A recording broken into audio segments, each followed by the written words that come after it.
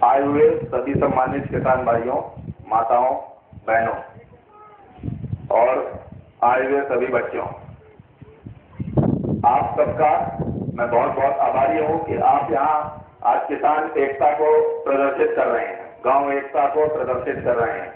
आज यहाँ दो मुद्दों पे बात चल रही है, एक शिक्षा और दूसरी मुआवजा। तो एक सबसे पहले मैं आपको किसान के लिए बताना चाहूंगा कि देश का किसान दो समस्याओं से निरंतर जूझ रहा है, चाहे वो केंद्र की सरकार हो चाहे वो राज्य की सरकारें हो।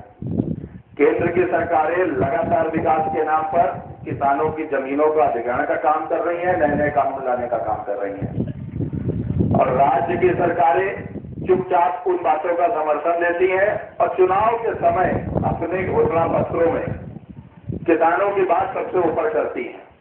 मैं आप लोगों से एक बात पूछना चाहता हूं, ऐसा क्यों है? छोटे से छोटा व्यापारी संगठन भी अगर बनता है तो वो अपनी बात सरकार से मनवा लेता है। आप लोग इतनी बड़ी संख्या में होने के बावजूद अपनी कोई भी बात क्यों नहीं मनवा पाते? इसके पीछे कारण क्या है? पहला कारण है कि आप लोग जब चुनाव आता है तो बिरादरी और जातियों में बटे हुए होते हैं। किसान तो आप में से कोई होता ही नहीं है। और दूसरी जो बात है वो ये है, आप अपने हक की लड़ाई लड़ने नहीं जाते। आप बताइए, यहाँ बैठे कितने लोगों ने यहाँ के एसडीएम को, यहाँ के तहसीलदार को एप्लीकेशन लिख के या फोन करके या अवगत कराया कि मेरी फसल का नुकसान हो गया है, उसका मुझे मुआवजा देना चाहिए या मिलना चाहिए? बताइए, क्यों नहीं कराया? आप सुबह से यहाँ है ना हमारी मीटिंग के लिए, क्योंकि भूकंप आ गया था इसलिए मुझे आने में कुछ देर हो गया, लेकिन आप सुबह से यहाँ मौजूद है मीटिंग के लिए। आपने पूरा दिन दिया इस सभा के लिए, इसके लिए मैं आपका आभारी हूँ। लेकिन क्या 4 घंटे का समय निकाल के आप 10 लोग एक साथ जाके एसडीएम कार्यालय नहीं जा सकते थे? आखिर वो आप ही का कार्य करने के लिए तो बैठा हुआ है। मैं बताऊं, मैंने संडीला एसडीएम का घेराव किया, संडीला एसडीएम ने टोल फ्री नंबर जारी किया। मैंने सिदौली एसडीएम का जब बात की, सिदौली एसडीएम ने जारी किया।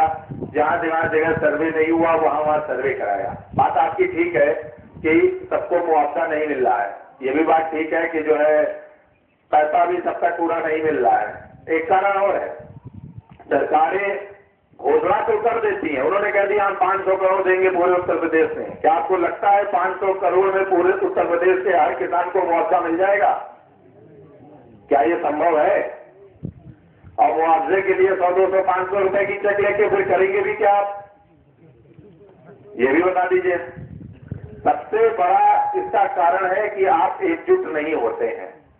आज तो समस्या फसल की है और सरकारें ये चाहती हैं कि सारे किसान किसानी करना छोड़ दें। ऐसा नहीं है कि वो ये चाहती हैं कि आप लोग किसानी करें, वो चाहते स्वयं है कि आप किसानी करना छोड़ दें। बड़े बड़े उद्योगपति बड़े बड़े फार्म हाउस बना के किसानी करेंगे और फिर आप तो वही भूसा बेचेंगे जो आप आज अपना अन्न के भाव नहीं बेच पाते हैं। फिर आपको वो भूसा बेचा जाएगा और आप खरीदने में मजबूर होंगे। खाना तो खाना ही है और आप उन्हीं के मजदूर होंगे और मजदूरी कर रहे होंगे।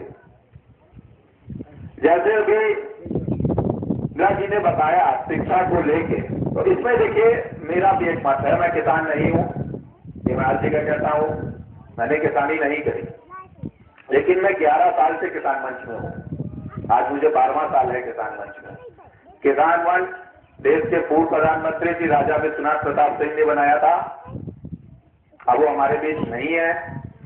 जब वो थे तब मैं उनके साथ इस मंच में शामिल हुआ था। मैंने कई आंदोलन लड़े, कई आंदोलनों में मजदूरों और किसानों की आवाज उठाई और लड़ता रहा, निरंतर लड़ता रहा। एक कमी लेकिन है, किसान अपनी बात के लिए खड़े नहीं होते, एकजुट होकर लड़ने नहीं आते। जब तक आप एकजुट नहीं होंगे कहीं आपको कुछ नहीं मिलने वाला। हम लोग दादरी में लड़े, दादरी में अनिल अंबानी जैसे बड़े पूंजीपति से जीते, लेकिन लड़े तब जीते।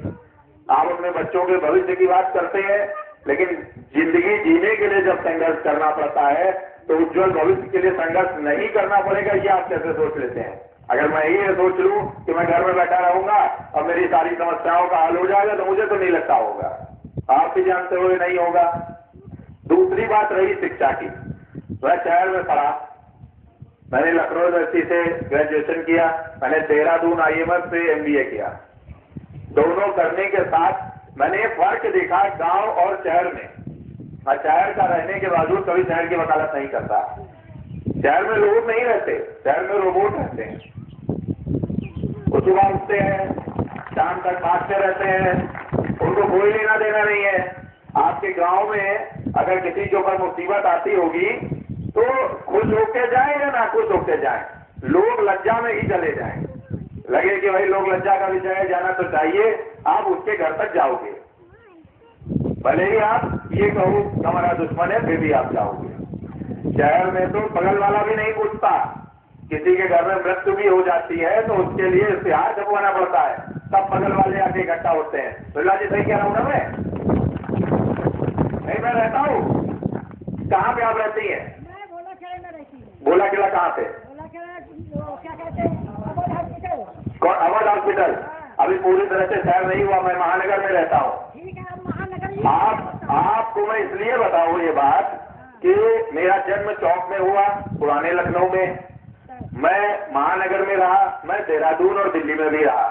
दोनों जगह की हालात ये है कि घरों में चोरियां हो जाती हैं, रात में लाशें पड़ी रहती हैं, 3-3 दिन तक तड़पती रहती हैं। आए दिन पेपर में आप पढ़ती होंगी। क्या कोई भी आदमी बगल में लाश चढ़ रही है देखने नहीं जाता? समय नहीं है। अगर बदबू भी आ रही है तो कहते होगा, हमको क्या पता। अब आइए शिक्षा की बात। देखिए, गांव के विकास पे जोर होना चाहिए। जोर ये होना चाहिए कि गांव में विकास हो, ये बच्चे यहीं पढ़े, ये बच्चे यहीं तरक्की करें, इन बच्चों को रोजगार भी यहीं मिले। शहर जाके भी मजदूरी ही करेंगे, भले ही टाई लगा के करेंगे। अगर ये टाई लगा के भी काम करेंगे किसी कंपनी की मजदूरी। आज आपको बताऊं 20 साल 25 साल बाद, देखिए हर 1 घंटे पे भारत सरकार का सर्वे है, 3 किसान किसानी छोड़ देता है। दिन पे दिन जमीन कम होती जा रही है कि नहीं होती जा रही है? भविष्य क्या होगा? अब क्या चाहेंगे भाई? खाने के लिए क्या करेंगे आप? भाई आपकी बात मैं बहुत अच्छे से सुन रहा था। खाने के लिए एटलीस्ट जब खाना खाने की बात आएगी तब हम लोग क्या करेंगे? कहाँ जाएंगे? कैसे कैसे? बिना खेत के अन्न कैसे उग जाएंगी? कैसे? यही तो जानना चाहता हूँ, कैसे? मैं आपको बताता हूँ। US, अमेरिका, मैं अमेरिका रहा, ब्रिटिश, मैं लंदन रहा, दोनों जगह किसान नहीं है, किसानों को मार दिया गया। ये एक गुड पॉलिसी है। मैं आपको यही बात समझा, आप पढ़ी लिखी, आप नेट पे सर्च करिएगा कि US और UK जो अपने आप को विश्व का सबसे ताकतवर देश बताते हैं, सभी जानते होंगे। अमेरिका से ज्यादा कोई ताकतवर नहीं है। अमेरिका में कितना किसाने नहीं है, खाना कहां से आता है? अफ्रीका से नहीं आता। वहां टिक फूड दिखता है। टिक फूड कहां से आता है? वहां का मैं अमेरिका रहा, मैं अमेरिका में जब था तो वहां टिक फूड मिलता है, खाना नहीं मिलता, प्रिजर्व फूड मिलता है। खाना एक डिब्बे में बंद होता है, सुबह उसको खा लीजिए, एनर्जी होती है, इतना प्रोटीन होगा, इतनी कैलोरी होगी, इतनी चीजें होंगी। और जो दाल आप यहाँ 20 रुपए प्लेट खा लेंगे वो वहां करीबन 450 रुपया प्लेट है। आप खाएंगे, मीट खाएंगे, थोड़ा और अंतर आ जाएगा, सस्ता हो जाएगा, आप चले जाएंगे, आप आगे पहुंच जाएंगे, अपना काम करेंगे, वापस आएंगे, फिर वही जिंदगी जिएंगे। और बताओ, जो आप लोग एक्सपोर्ट के कपड़े पहनते हैं वो कपड़े कहां से आते हैं? वहां लेबर बहुत महंगी है, क्योंकि वहां लेबर है नहीं। खाना तो सब हमारे वहां से जाता है। जितना भी एशिया उगाता है सारा एक्सपोर्ट तो वही होता है। वो चिल्लाते इसलिए है पॉपुलेशन मत बढ़ाओ, पॉपुलेशन मत बढ़ाओ। ज्यादा हो गए तो सारा हम ही खा जाएंगे, उनको क्या भेजेंगे? वो टेक्नोलॉजी बनाते हैं, विकास करते हैं, लेकिन उस विकास का कोई मतलब नहीं रहा। देखिए, हमारा देश कृषि प्रधान देश है। हमारे देश को सोने की चिड़िया इसलिए नहीं कहा जाता था कि हमारे वहां हर घर में 2-2 चिल्ली सोने की पड़ी हुई थी।